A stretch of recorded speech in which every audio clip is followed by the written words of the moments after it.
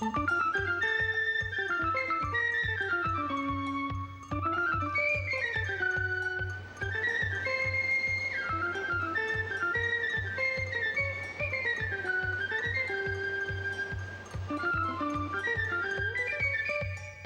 part one of Kimberley Adventure, Malcolm Douglas explored the coast by boat, fished the high reefs, journeyed to Secure Bay, tangled with a pack of sharks, ended up stuck at the top of the Roe River, and recorded for the first time on film the rare rough-scaled python.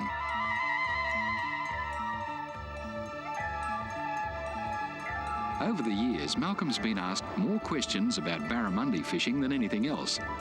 Many of the best barra are found in truly remote rivers, and Malcolm and his mates are heading out of Broome for Wyndham, 1,100 kilometres to launch the boat. Wyndham, at the bottom of Cambridge Gulf, is WA's most northern town.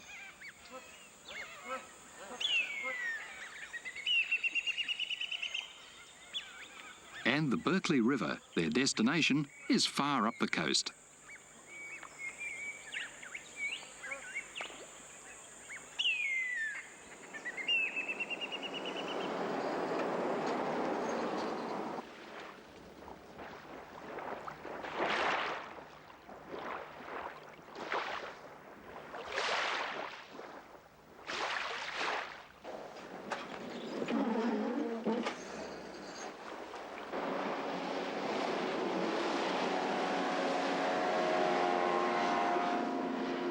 After 40 nautical miles, the calm, sheltered waters of Cambridge Gulf give way to the open expanse of the Timor Sea. And it's still another 50 to the Berkeley River.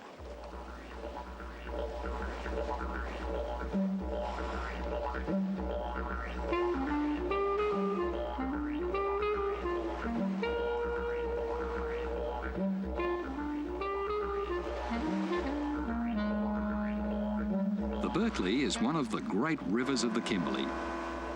Far inland, where the salt water meets the fresh, big barramundi swim beneath the rocky banks.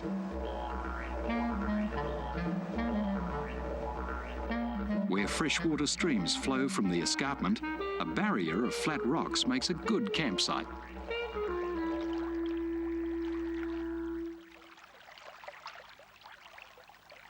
Here, the best time for barra is early in the morning or late afternoon on a rising tide.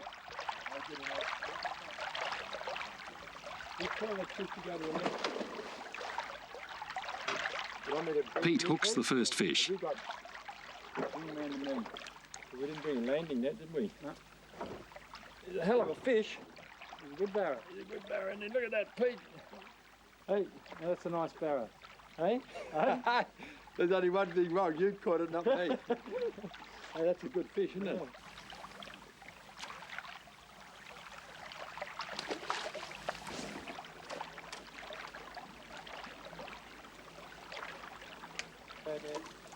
Is that good enough for tea? You know.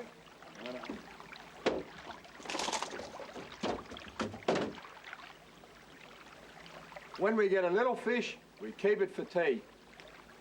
That's the trouble up here in the Kimberley. You only catch big fish and you've got to let them all go. Barra this size are splendid eating, but any fish smaller than 55 centimetres must be released.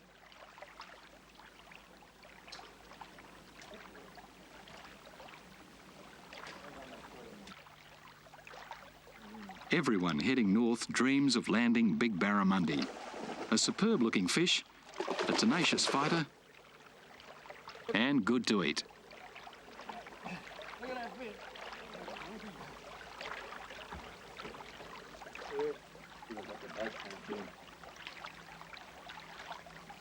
All barramundi commence life as males, maturing at 3 to 4 years. At 6 years, they undergo a sex change. This is why it's a good idea to release the really big fish. There you go. Bye, mate.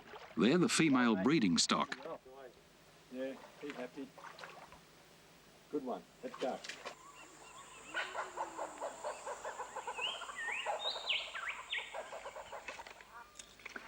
These Berkeley River barra are really big.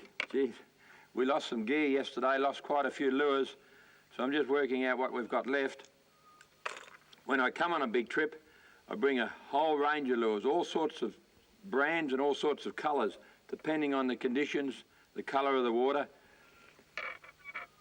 Two of my favourites are the little rattlers, but I really like this is a pretty smart lure. This is a little killer lure, the little Terminator they call this. He's pretty flash, pink, but probably the best one that's working well in these waters at the moment is the old faithful, the old Nils Master. But whatever you do, bring plenty of lures and plenty of colours.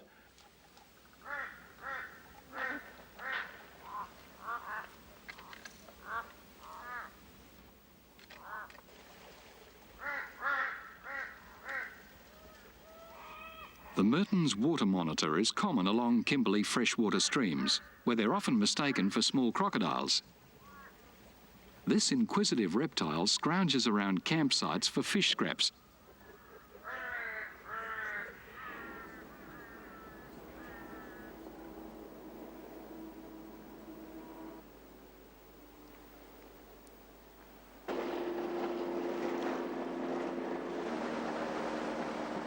At midday, when the fish are off the bite, Malcolm explores the Berkeley River gorges.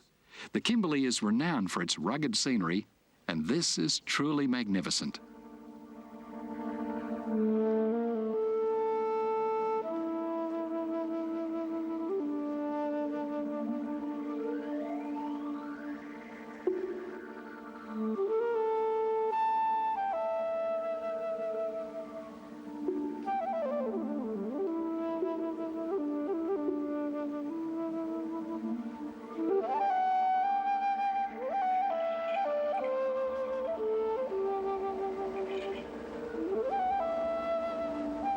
As the shadows lengthen, the men return upstream. And on the rising tide, the barra will take a lure. Come on, mate. Come on. Come on. Come on.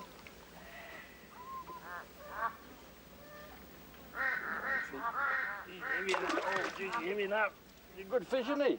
Yeah. When you catch barramundi, be very careful of this knife edge secondary gill here.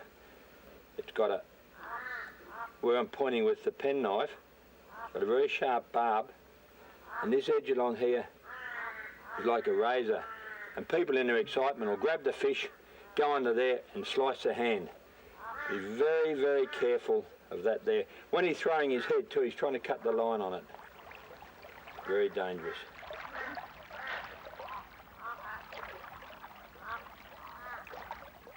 Pete's onto something big.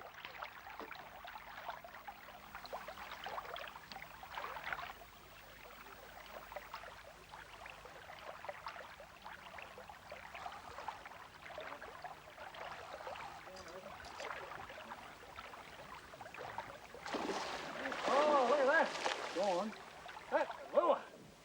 But he's not impressed. It spat the lure. Oh, he's got him. He's on. He's on. He's on. Put your line in. On light gear, a big fish takes a long run and cuts the line on the oyster-covered rocks.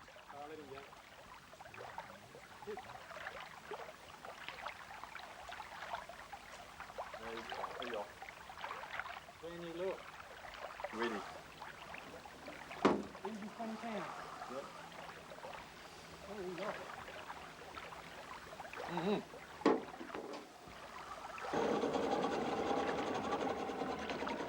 So Malcolm tries a different tactic, using the boat to follow the fish.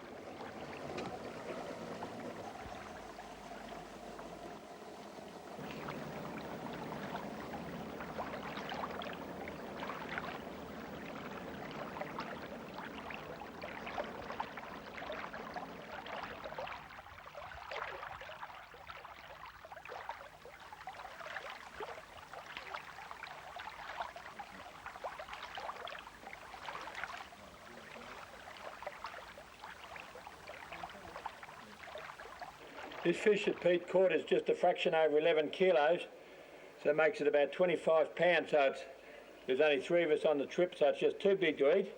So Pete's had his fun, he's got a photo. I'm just holding the fish here now while it's getting its strength back, and in a second or two I'll let it go. This is one of the great things about barramundi, they're very tough.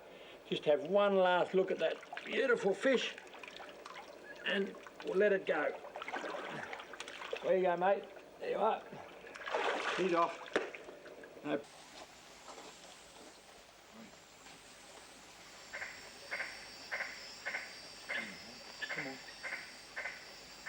Around the camp at night, huge green frogs emerge from cracks in the rocks. Latoria splendida, the magnificent tree frog.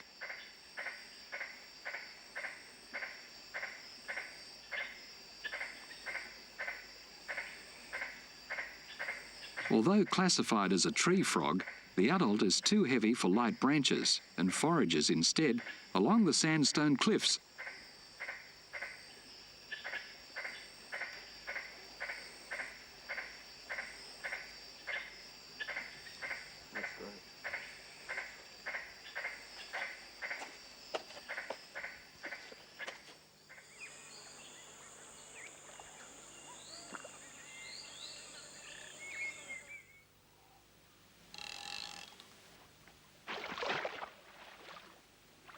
It's the middle of the dry season, the water temperature's dropping, and each day the barramundi are harder to catch.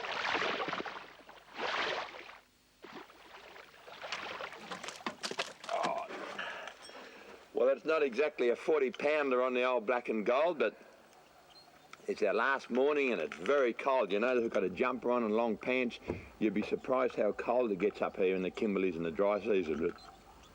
But I'm actually shivering. But this fish will be our last feed of barra before it's back to Wyndham and back to Broome.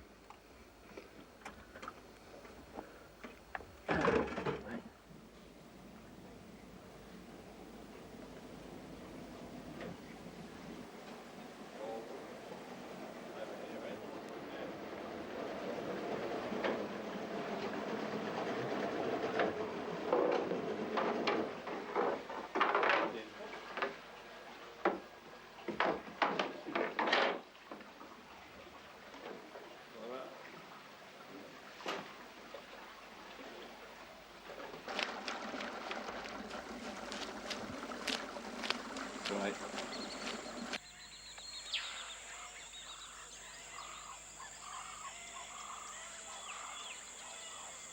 Everything about the Kimberley is big. Even the insects are enormous. The giant mantis is as large as a human hand. If disturbed, it flashes the bright red underside of its wings, signalling danger to predators.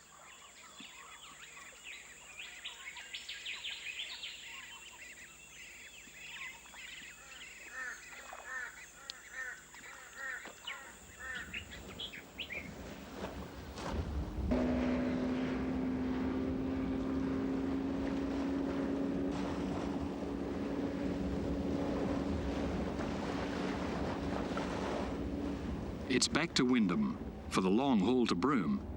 This fishing trip involved 200 nautical miles by boat and 2,000 kilometres by road.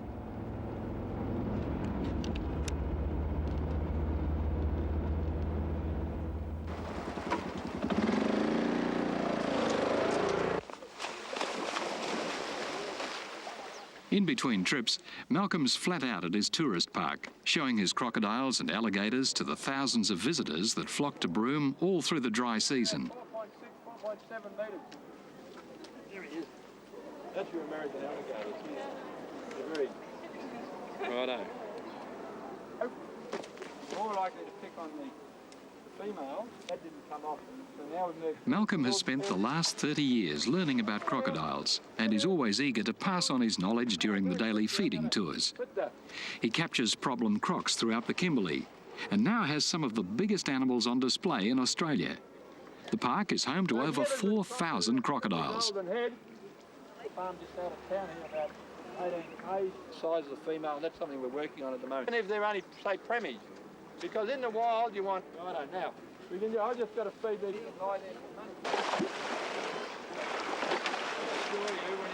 bad mood. Come on.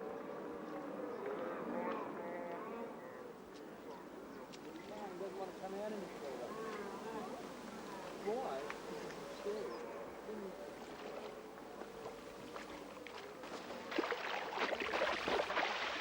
Nearby, a private lake is drained and the barramundi must be rescued.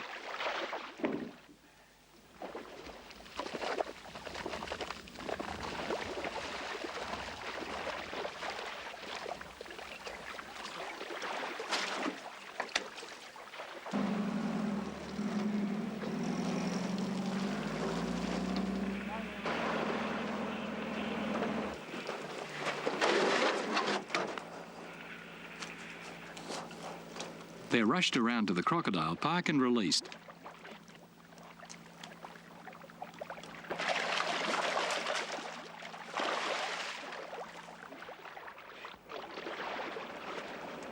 Right, Reggie, Don, come on. You want your dinner? Hey, you want your bang? You gotta have smoko, do you? Smoko time. Smoko, as it's called in the bush, is the morning break. A cup of tea for Malcolm and special formula milk for his female red kangaroo.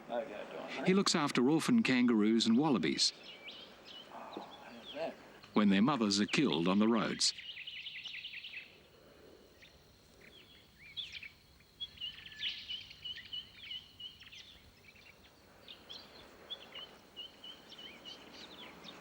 You finished? That'll do. That'll do. Come on, I gotta go. You right? Me? Alright, we'll go. Well, that off.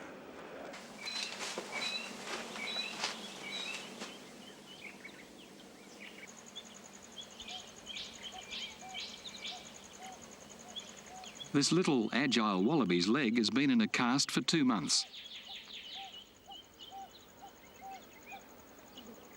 Chased by dogs, she crashed into a fence and broke a leg.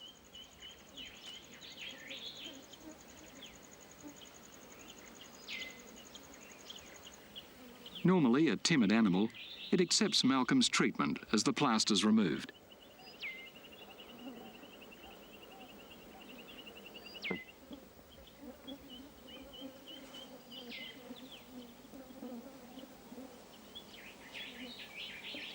The bones have knitted, and with exercise, the stiffness will wear off.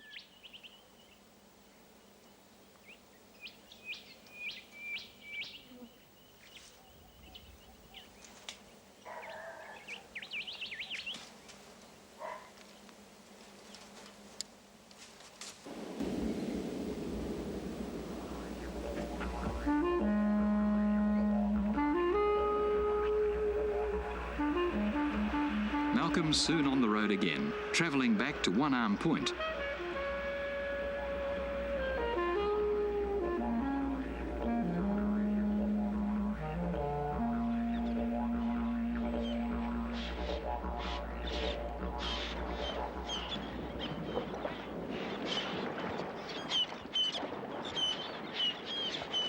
Strong winds pushing against the tide whip up dangerous seas. It always happens when you want to go boating. The winds come up. We've driven up from Broome 250 kilometres on that rotten road, put the boat down here on the sand, ready to leave at first light. And of course, during the night, the southeast blew again. They're now gusting at around about 30 knots. I just put my windsock up here.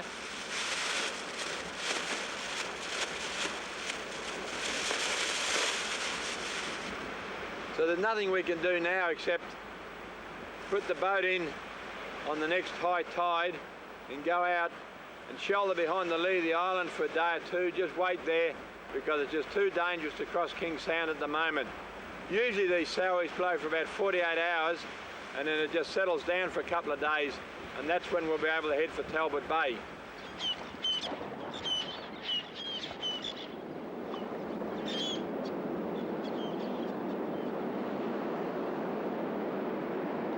Over the years, Malcolm's received more letters and phone calls requesting information about the horizontal waterfall in Talbot Bay than any other part of the Kimberley. This trip, he'll show just how difficult it can be travelling to such a remote destination.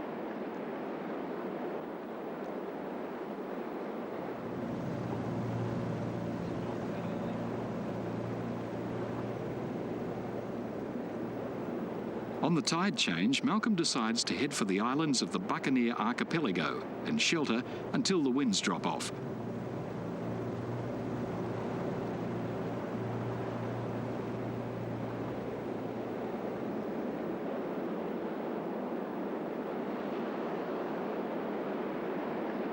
Conditions get worse.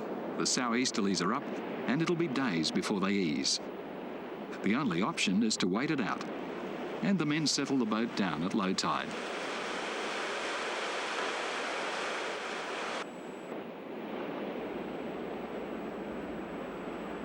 We're still here on Sunday Island, hiding from the wind.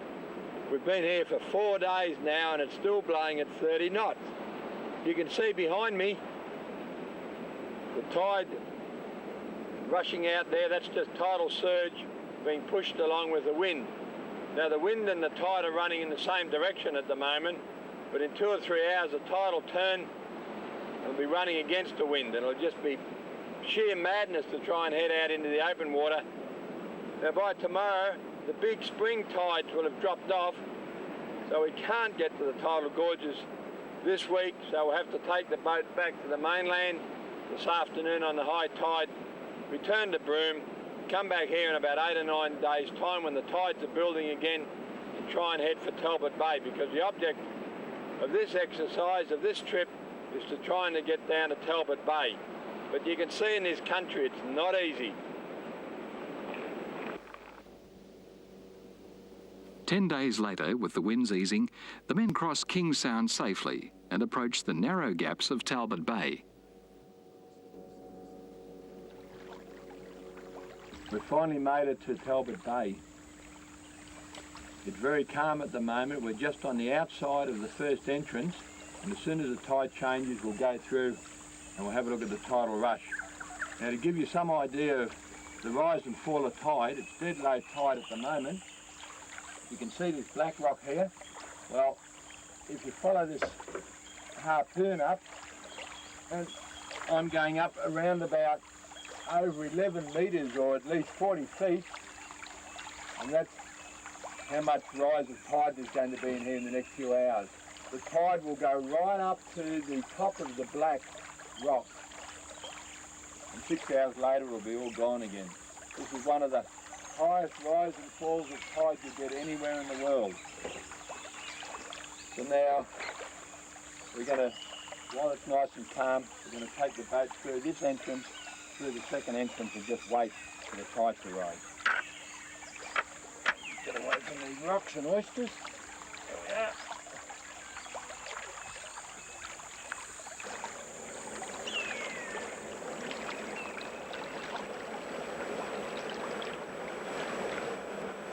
This is the last entrance through a series of bays.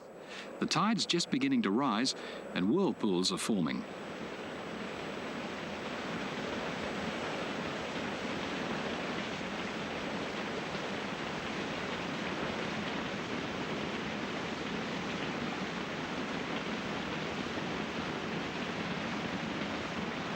Within an hour, it builds to one of Australia's great natural wonders.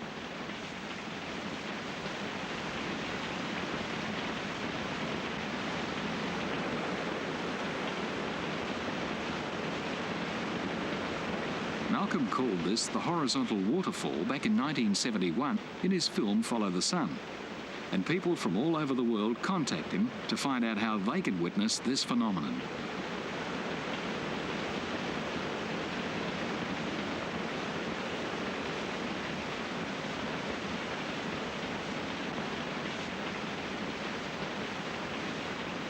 It's possible now to fly over this area in charters from Broome and Derby.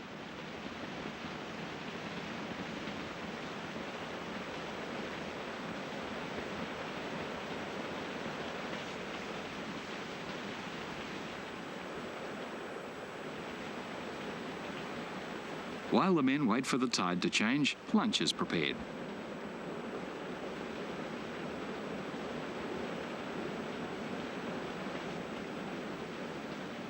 Right, around about 5 minutes ago, it was perfectly quiet in here, not a sound.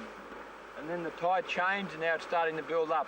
It's draining out of this second bay, so now it's time for us to go.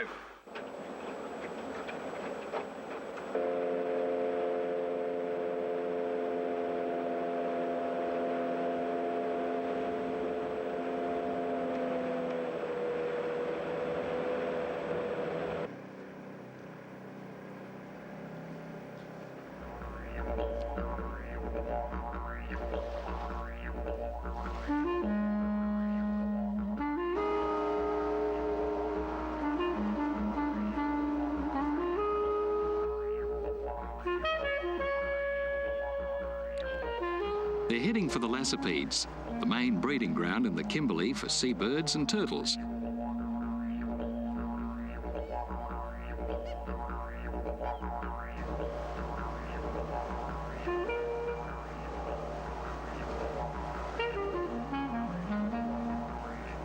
Turtle tracks from the night's nesting crisscross the dunes.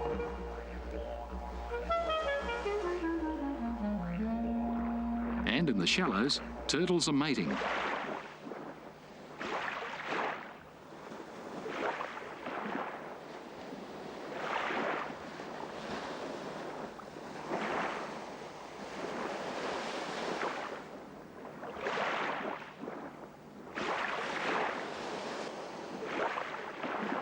A female green turtle always returns to the same stretch of beach to lay her eggs.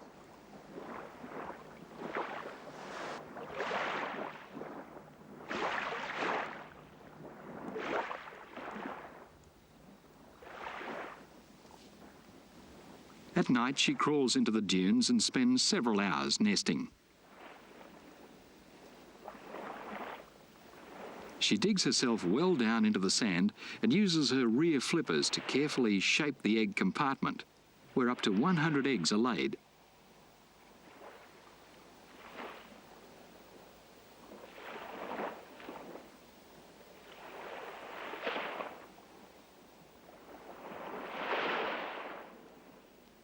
It takes 25 years for a turtle to reach maturity, and then she breeds every 2 to 3 years.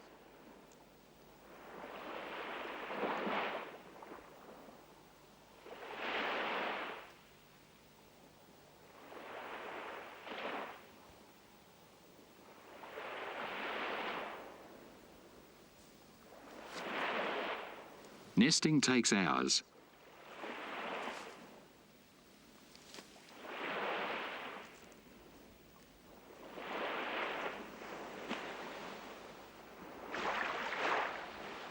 Exhausted, she drags herself back to the water.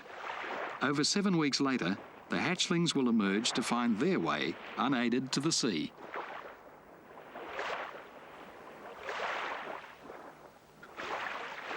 Back in 1876, the Lassipedes became the only part of Australia ever annexed by a foreign power. An American raised the stars and stripes over these wind-blown hummocks. He was after deposits of bird droppings to sell for fertiliser. A pitched battle was fought on the beach when a crew of Australian seamen repelled the invasion. Formal complaints were made to the United States, and when their president intervened, the American, Roberts, his hopes of a fortune dashed, returned to the United States, a very bitter man. At sundown, the booby gannets returned to feed their chicks.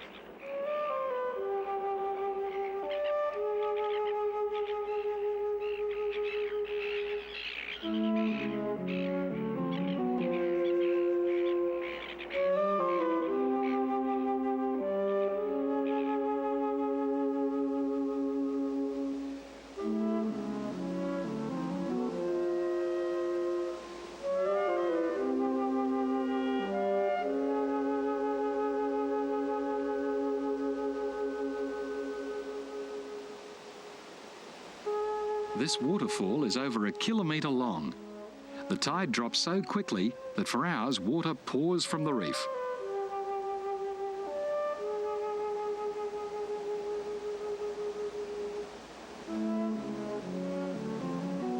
Few people ever see this spectacle in a particularly hazardous part of the Buccaneer archipelago.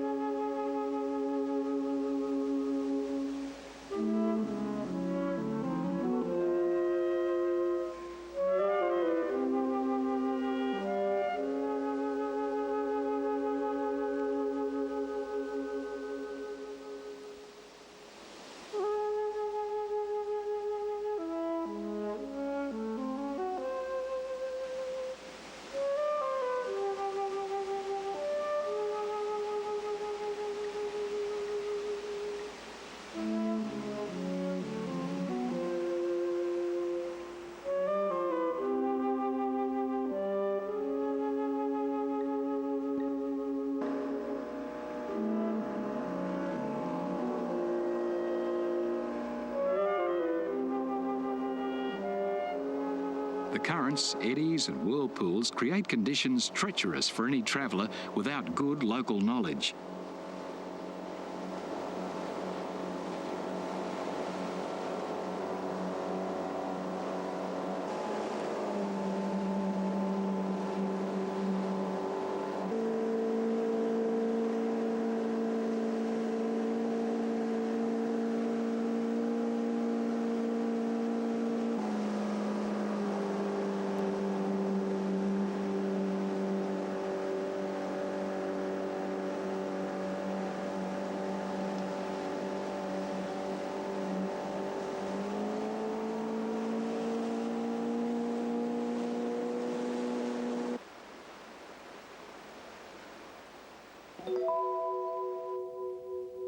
At low tide, it's best to settle the boat down and wait.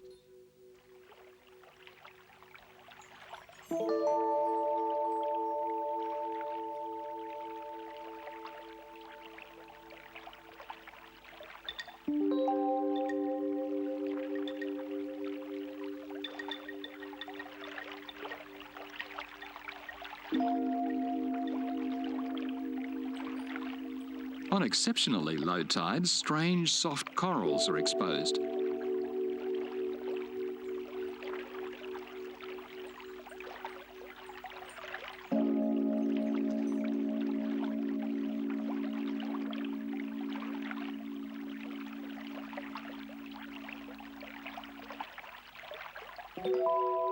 It's not generally known that the Kimberley coast supports extensive coral reefs. They're visible for short periods only on the low spring tides.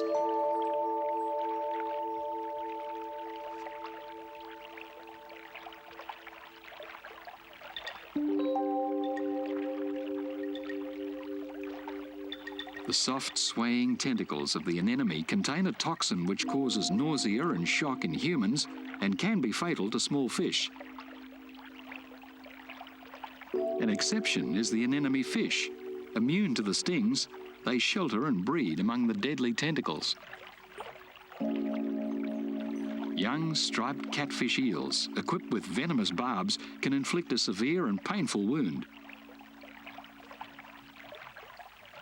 A rare sight, a baler shell lays a mass of sticky eggs.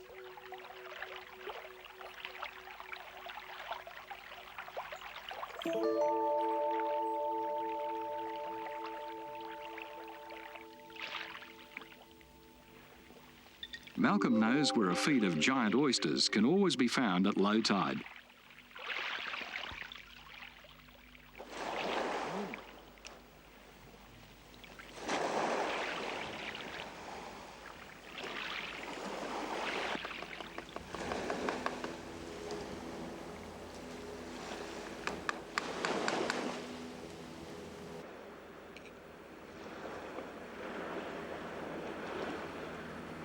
Now that's what I call a good oyster. That's the larger of the two oysters we get up here. We get the small one, which is very common. In certain places you get these huge ones. Look. Have a look at some of these. How's that for an oyster? Look. Look at this. 1, 2, 3, 4, 5, 6, 7. Now that's what I call a feed of oysters.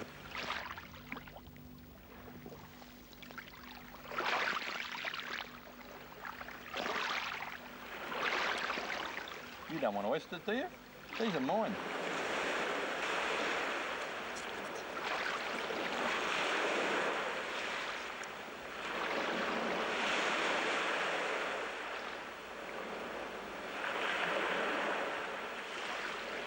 Now that's an oyster.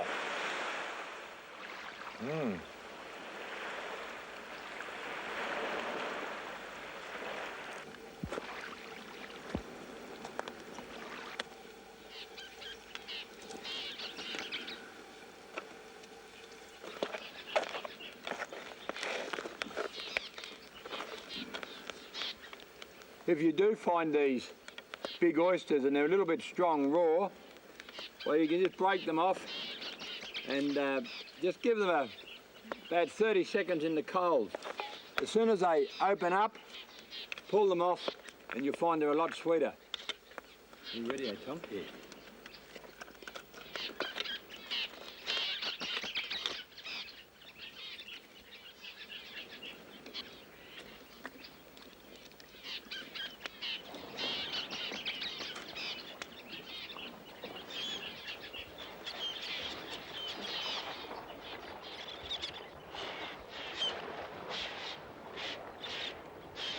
At dead low tide, a reef can be a dangerous place.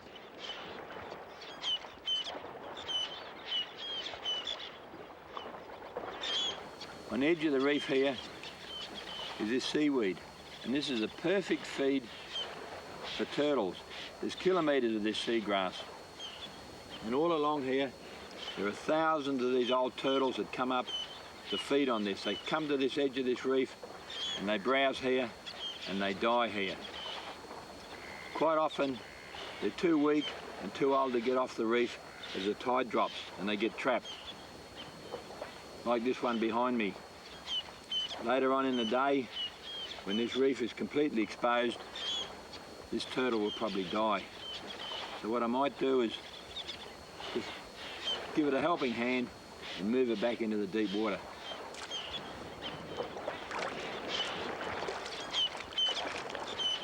Come on, old man. Come on. Come on. Come on. Come on.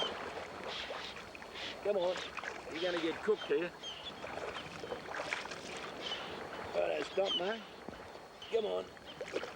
Oh, wrong way, mate. Wrong way.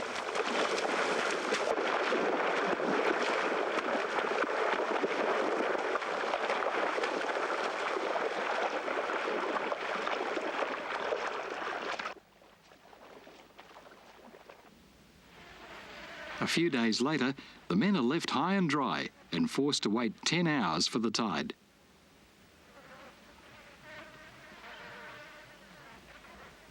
There's little to do except fire up the primus and boil the billy.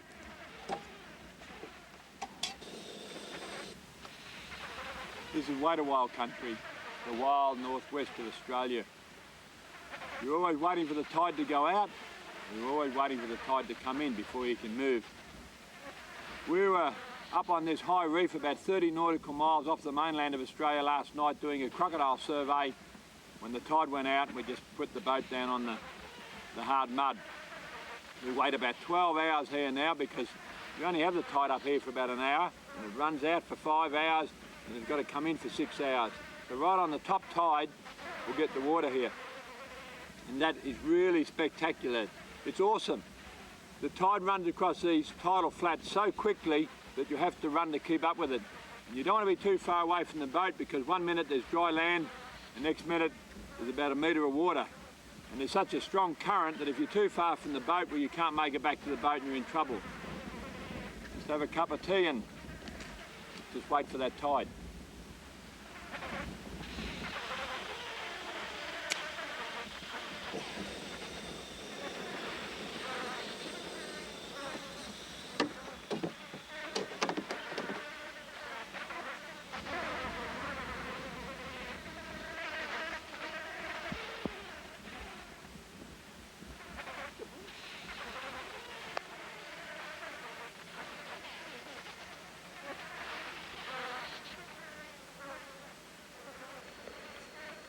The tide has just started to move.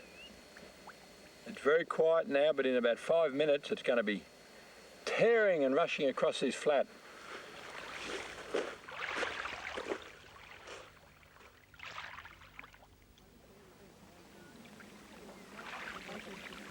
On the beaches around Broome, an average of 50 vehicles a year are trapped by the rushing, rising tide. Nothing can be done until the tide drops. By then, the vehicles have been totally submerged and are a write-off.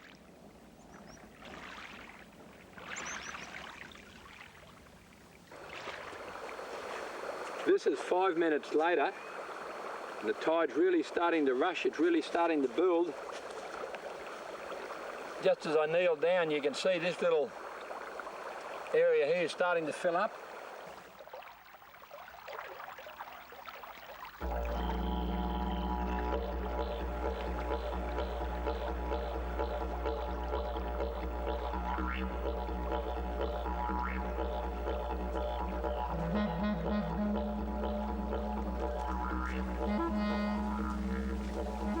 I've got to start moving back towards the boat now because the tide is really starting to build.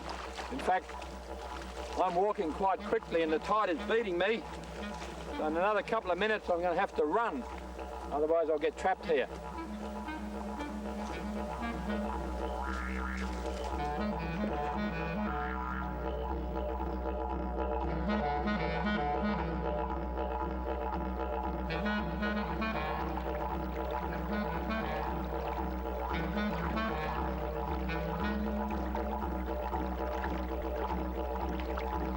This is when it starts to get a little bit scary. I'm staying here as long as I can to show you what it's all about, but the tide behind me is starting to cut me off, so I want to get out of here quickly. I've got to run around now and get on the boat.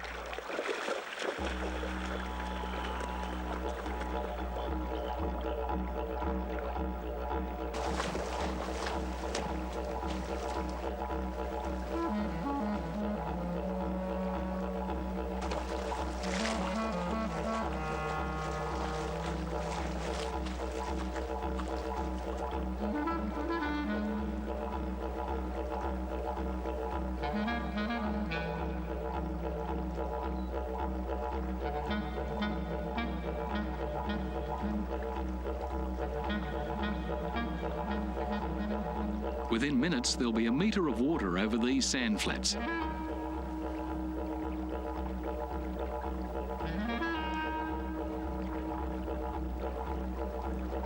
Malcolm's underway to one of his favourite fishing holes, further along the coast.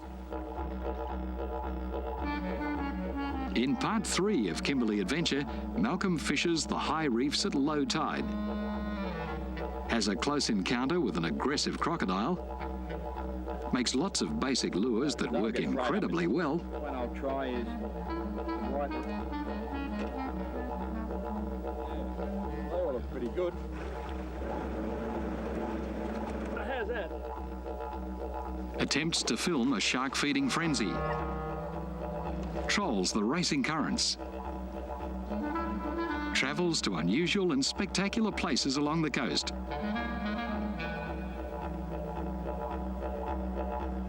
Then journeys far inland to the top of Walcott Inlet.